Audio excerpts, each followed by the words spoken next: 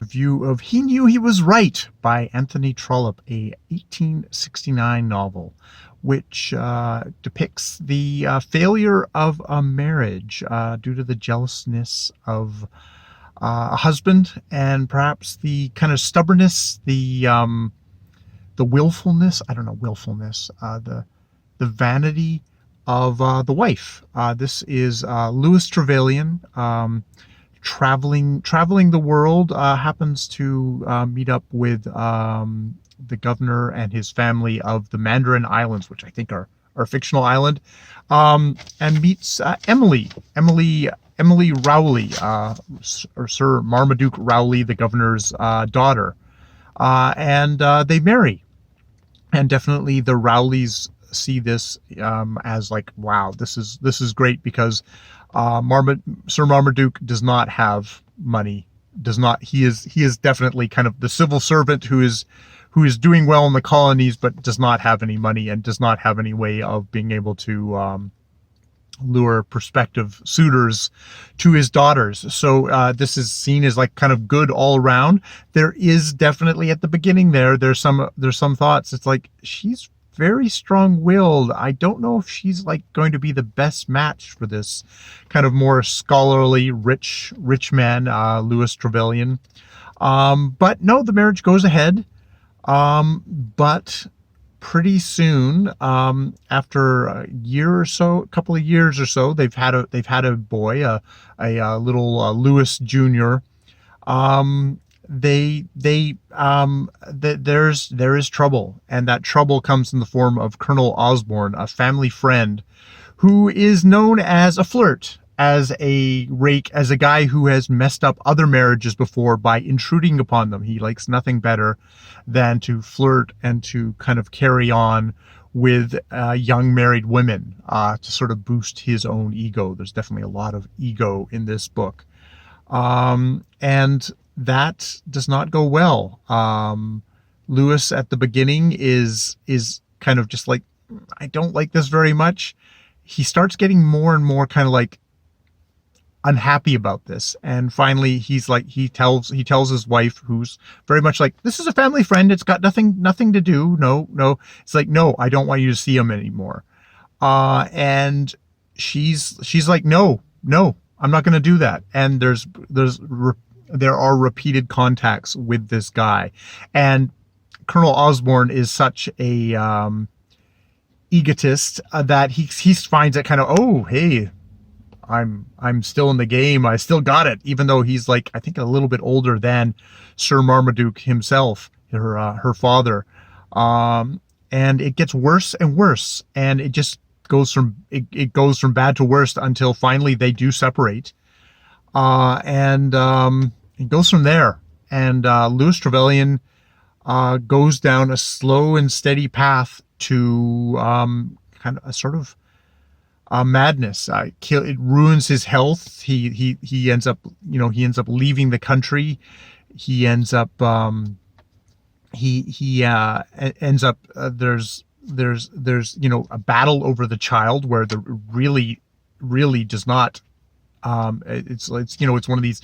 It's almost like a Victorian version of kind of I think of something like Kramer versus Kramer, of like, just like, this is like nasty stuff between these two characters that is obviously hurting their child. Though Trollope doesn't really dwell too much on the child, other than you can tell that this is like tough. It's like at a certain point he doesn't know who his father is, and he's kind of upset when he sees him. He becomes very kind of quiet and inward. It's like, it's really not good for the kid. And as a result, of that, and of just like of Lewis's, mounting more insane kind of jealousy and kind of trying to play the tyrant over his wife, but also his wife, who on her side is very prideful, is very much, how dare you, and no, I'm not going to do that. Like, she won't bend at all to her. She won't compromise on her side at all to her husband. And they both basically exacerbate the situation to the point where I really spent a good hunk of this novel not caring at all about either one of these characters. They're both, in their way, really really unlikable. Now, by the end of the novel, it he the, you know I start to feel pity for one of them, and the other one sort of redeems themselves a bit, redeems themselves, and it's like, oh, okay, you've kind of grown as a person. But that happens like pretty late in the novel, so um, it makes for kind of unsatisfying, in that these are kind of the main title characters, and you just, for so much of the novel, I really didn't feel sympathy for them, and they were like, oh, we're going back to that storyline. It was like, it's really really unpleasant. It's like, oh. So that's tough. Then we get to the subplots. Yes, and then there's subplots. So the big thing about Trollope is these big hunky novels. While there's the main thread through, there's always like lots of subplots, and I almost feel like in this book that Trollope, as he was writing the book, maybe kind of went, I'm going to lean a little bit more heavy on the subplots, and the subplots, the sub characters, kind of do give some. There's some characters in there that really give a good contrast to especially Louis Trevelyan and Miss Jemima Stanbury, a widow who, in her own way, is very controlling in her world, and how that is not really made for a happy life for her as well, but how she ends up dealing with that, how showing maybe there's actually hope that someone could, there's a different way than what Louis Trevelyan ends up doing, his sad, pathetic life.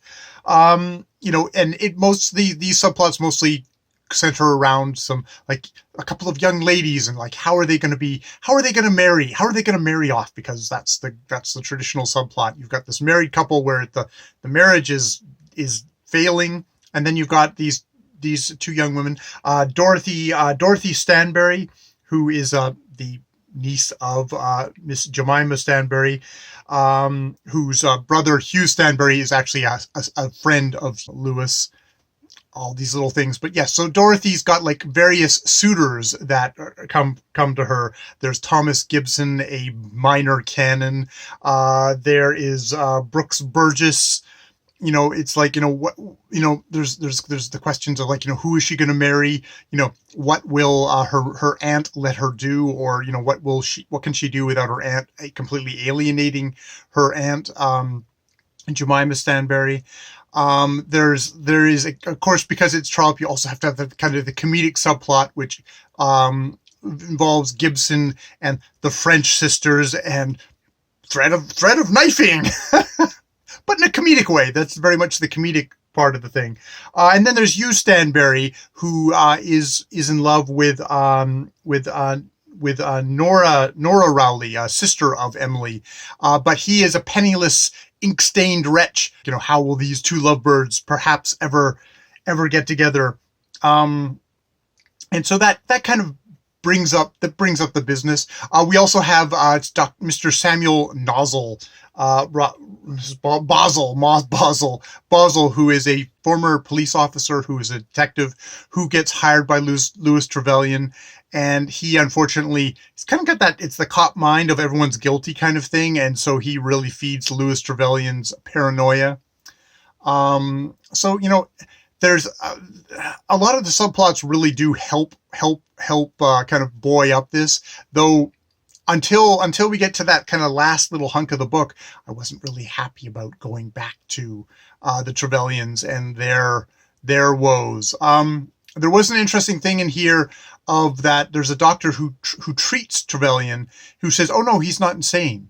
Jealousy isn't insanity. He's all that's been ailing him is been physical stuff, but he's not mentally wrong, because it's jealousy, and it's like that's not that you can't be insane from jealousy," which I think kind of you start coming down to the fact that this is patriarchal society where men view women as their property and want to and there's a good hunk of the society that's just like, no, men should have control of the women. So we would never call a fellow man insane for wanting to maniacally control every single thing about his wife and to just basically destroying his whole marriage. That we wouldn't call that insanity, which is somewhat of a pointed thing in itself. Oh, and one of the other subplots, well, I don't know why this probably comes in here for me, is that there's an American feminist in this novel who is, because it's Trollope and he's fairly, middle of the road Englishman, treats pretty much as a comedic device, but it's like, oh, here is a feminist American patriot who is kind of looks down upon the Brits and all of their thing, and just, is also about female rights there. So it's kind of a mixed bag for me, I'd say, for this Trollope. This would not be the Trollope I would consider anyone should start off with, just because I do think that the central couple, I didn't care about until the end, and that's a pretty hard ask for all the way through. There are, for a Trollope fan, there are plenty of all the subplots and all the different other characters in the book that will give you joy. And I love how Jemima Stanbury's how her story kind of comes to resolution. That was like, that was the good part of the thing. The resolutions on the Trevillians, it's like, yeah, it's sad. You kind of go, that's sad, and that's about it. So yeah, that's my Trollope for this month. I think next month I'm going to do Lady Anna, which was apparently not a very popular novel in its day, and that kind of offended some of the critics, but that Trollope actually considered one of his best novels that he ever wrote. So I have not heard of Lady Anna really talked about very much. I don't know if this is just, it's a writer's darling, but everyone else is like, okay, yeah, it's fine or whatever. But yeah, I'm going to try that next week. Next week, this month of November. It's a shorter novel, which is good because I'm doing NaNoWriMo and trying to be an ink-stained wretch myself. So yeah, that's a review of He Knew He Was Right. Wow, he may have been right, but boy, it was not worth it. I'd much rather be wrong and happy. All right, more videos later.